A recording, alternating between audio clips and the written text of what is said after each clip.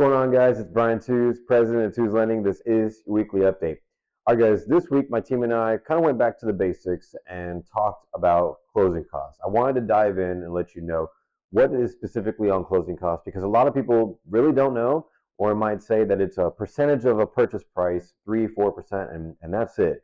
And that's not always necessarily true. So I figured let me dive in because closing costs can sometimes be as low as maybe $8,000-9,000, as high as $13,000-15,000. So there's really not much of a science, but I figured let me tell you what's actually going in there when you're purchasing a home, what you're going to see for closing costs. So first section is Section A. Section A is your lender fees. So whether fees from my team or any lender or bank you're working with, typically you might see something like an underwriting fee and maybe points if you're buying down the interest rate. So that's Section A. Section B are services that you don't typically shop for because they're just required for any purchase.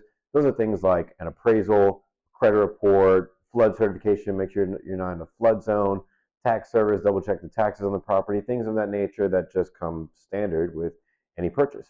Section C is going to be your title fees. Now, in most cases, at least for Florida, the title company is picked by the seller. And the title company will have fees like their own closing fee or endorsements or a title search. And the seller might be paying for some of that, but the buyer is going to be on the hook for others.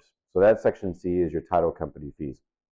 Now, Section E is going to be any of your taxes that come associated with the property and this transfer from the previous owner to you. So there might be a transfer tax for the mortgage that you're going to pay for, a transfer tax for the deed, there's recording fees, intangible taxes, so the county and the state get their piece. So that's going to be Section E, is basically all taxes that come along with this. Section F is going to be your prepaids. So if you're prepaying interest, let's say you close on today, and if you're closing today, well, we have a little bit left of July.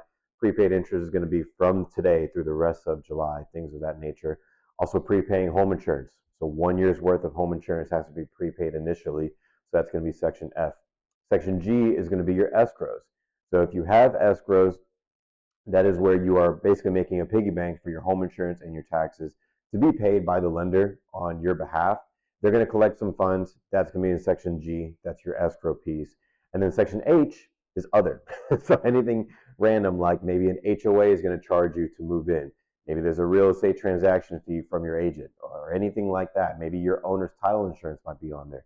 So any miscellaneous fee is going to be on Section H. When you add all those up, that's your closing costs. So I figure we break it down because sometimes even people will say, look, your closing cost is a lower number, but all they did was they removed the prepaids and maybe the escrows and called that a different section.